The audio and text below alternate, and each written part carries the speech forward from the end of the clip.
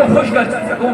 یہ حقیقت میں بتا رہا ہوں نوجوان کی ایک کہانی. تو میرے آقا نے فرمایا, میرے عالم صاحب نے کہا, مفتی صاحب نے, کہ میرے آقا کا جو طریقہ تھا وہ ضعیفوں کی خدمت کیا کرتے تھے, ضعیفوں کا بہت دھیان رکھا کرتے تھے میرے آقا.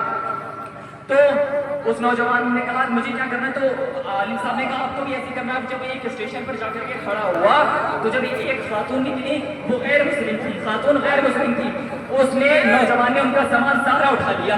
تو وہ کہنے لگے آپ کیوں اٹھا رہے ہو؟ تو بولے آج کے دن میری نبی کی پیدائش ہوئی تھی, اس لیے میں اپنے نبی کی سنت کو ادا کر رہا ہوں, یہ حقیقت ہے. تو خاتون نے کہا نہیں نہیں, میں تمہیں جانتی بھی نہیں, تم کھلی بھی نہیں ہو. تو کہا آپ چلیے تو صحیح. اب بس ان کا جو گفتگو ہوئی, ان سے تھوڑا رابطہ ہوا, اور آپ نے جو شیئر کر لیا, نمبر بھی شیئر کر لیا اپنا. اس کے بعد انہوں نے اپنا سامان جہاں تک انہیں جانا تھا منزل مقام پر انہوں نے پہنچا دیا. اس کے 6 مہینے کے بعد جب اسی خاتون کا اس نوجوان کے پاس فون آیا, یہ کوئی جھوٹی بات نہیں, یہ ایک مولانا عالم صاحب کی بتائی, عالم بامل نے بتائی ہے, جھوٹوں پر اللہ کی لعنت ہے. تو سنو اس نوجوان نے کیا کہا, حضرت جب میرے پاس اس خاتون کا فون آیا تو کہتی ہے, نوجوان کہتی ہے بیٹا تو نے 6 مہینے پہلے میرا سامان اٹھایا تھا, تو نے اپنے حضور کی اخلاص مجھے بتایا تھا, تب سے آج تک میں تیرے نبی کی سیرت کو پڑھ رہی ہوں. ایک غیر مسلم عورت تمہارے نبی کی سیرت کو پڑھ رہی ہے. تم میں سے کسی کو بھی اپنے نبی کا نام صحیح طریقے سے پتا ہے نہیں ہے.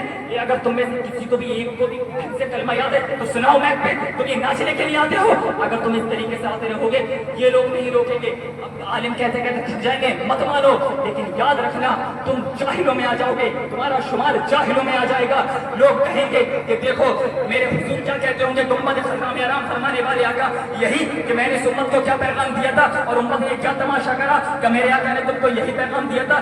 یاد رکھو نماز کو چھوڑ کر جلوس نکالو بیکار, نماز کو چھوڑ کر ڈیکوریشن کرو بیکار. پہلے نماز ہے, نماز میں میرے آقا کی آنکھوں کی ٹھنڈک ہے. نماز پڑھو, انسانوں کی طرح جلوس نکالتے ہوئے آؤ. یہ کون سا طریقہ ہے کہ کسی نے بائک کے سلنسر نکلوا دیے, کوئی ناچ رہا ہے گاؤں کے, اگر تم سے امام کہیں تو تم ان کے حساب کی دھمکی دیتے ہو. کب تک نکالو گے ان اماموں کو؟ یاد رکھو بروز قیامت تمہیں رب کی بارگاہ میں پیش ہونا پڑے گا. اپنے رب کو کیا جواب دو گے, کیا جواب دو گے مصطفیٰ کو؟ جانتے ہو میرے آقا کی سیرت کیا ہے؟ 5-6 منٹ اور رکیے. آپ لوگ پر کھڑے ہو کر کہا, لوگوں کہو میں اللہ کا رسول ہوں, میں اللہ کا رسول ہوں. تو مکہ والوں نے کہا ہم کیسے کہتے ہیں, کسی نے کلمہ نہیں پڑھا, صرف 2 لوگوں نے کلمہ پڑھا تھا, حضرت علی اور حضرت خدیجہ الکبریٰ نے. اس کے بعد جب میرے آقا کے ظالموں نے اس طریقے سے میرے آقا کو بدنام کرا, کہا کہ وہ جو ہے مطلب جادوگر ہیں, اللہ اکبر. میرے آقا جب مکہ کے اندر رہے, لوگوں نے جادوگر کہا, کسی نے کچھ کہا, نبی کے پتھر مارے طائف کے میدان میں. تو ایک بوڑھی خاتون تھی جو ابھی اسلام کے اندر نہیں آئی تھی, اس کا کہنا تھا وہ ایک دن اپنے گیٹ پر بیٹھی تھی, گٹھلی باندھ کر کے سامان کی. اس نے کہا کہ اس مکہ کے اندر ایک محمد نام کے شخص کی آمد ہوئی ہے, وہ اللہ ایک رب کا رب ہونے کا اعلان کرتا ہے.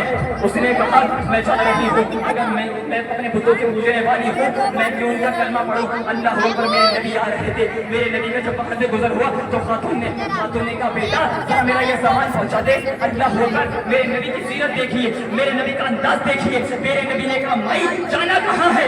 اس خاتون نے کہا بیٹا گٹھلی پہنچا دے, یہاں پر ایک محمد نام کا شخص آیا ہوا ہے, میں اس سے بچ کر کے جا رہی ہوں, میں بتوں کو پوجا کرتی ہوں, میں یہاں سے بھاگ کر کے جانا چاہتی ہوں, کہیں میں اس کے دین پہ نہ چلی جاؤں. اللہ اکبر. میرے نبی نے اس سارے بوجھ کو اپنے کندھوں پر ڈالا. نبی جا رہے ہیں, وہ خاتون جا رہی ہے, اور خاتون جا رہی ہے میرے نبی کی شان میں گستاخیاں کر رہی ہے, نہ جانے کیسے کیسے الفاظ بول رہی ہے. نبی نے کچھ نہیں کہا, سامان رکھ دیا. خاتون نے کہا بیٹا تو بڑا خوبصورت ہے, تو بڑا حسین ہے, بتا بیٹا تو کون سی علاقے کا رہنے والا. جب لوگ مکہ کے اندر محمد کو گالیاں دیں گے تو میں تیری تعریفیں کروں گی, میں تیرے چرچے کروں گی, میں تیری تعریفیں کروں گی کہ دیکھو مکہ کے اندر تو تم محمد کو گالیاں دیتی ہو, مکہ کے اندر بڑا خوبصورت نوجوان رہا کرتا ہے, اس کی سیرت یہ ہے. اللہ اکبر. مسلمانوں, میرے نبی نے فرمایا مائی تو جس کو گالیاں دے رہی ہے وہ کوئی اور نہیں, تیرے سامنے یہی محمد کھڑا ہے. اللہ اکبر. دیکھو عالمیت صرف دیکھی ہے کہ نظروں نے دھجا دیکھی ہے, لٹ گیا وہ جس نے محمد کی ادا دیکھی ہے. اب ہے جب تمہارے جلوس قبول تو نہیں ہو رہے, تم نے چندہ کرا ہوگا نا, غریبوں سے بھی لیے ہوں گے 500 روپے. اگر اس نے اپنا دل محسوس کے 500 روپے دیے, پوری دن کی دہاڑی دی اور اس کے دل پہ تکلیف ہوئی, سب بیکار. دل دکھانا شریعت نے منع ہے. اور نبی نے فرما دیا, میرے نبی نے فرمایا یعنی کہ تم زمین والوں پہ رحم کرو. تو یہ طریقے سے رہو. دیکھو میں تم سے پھر کہہ رہا ہوں، اس کو چھوڑ دو. جو تمہیں حضور نے درس دی ہے اس کو بالکل تم نبی کے طریقے کو مت بھولو. لاؤ گے نہیں لاؤ گے؟ سنو حضور کا شجرہ بس آخری بار اور بس 2 منٹ کی بات ہے.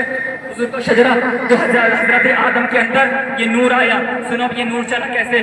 حضرت آدم اس دنیا کے پہلے انسان. آدم کے بیٹے شیس کے بیٹے یانس کے بیٹے کینان کے بیٹے مہلائی کے بیٹے بیارت کے بیٹے ادریس کے بیٹے متبشر. سبحان اللہ بولو. ادریس کے بیٹے متبشر کے بیٹے لمکن گرام کے بیٹے جناب نوح پیغمبر.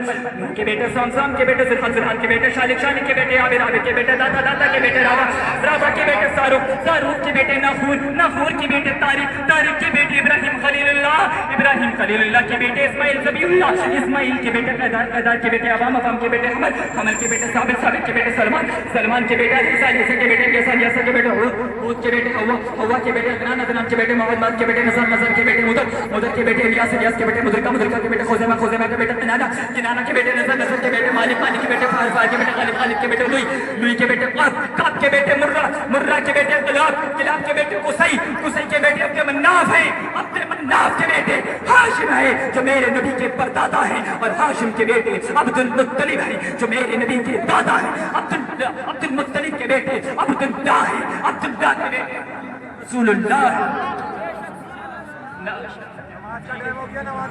اب آپ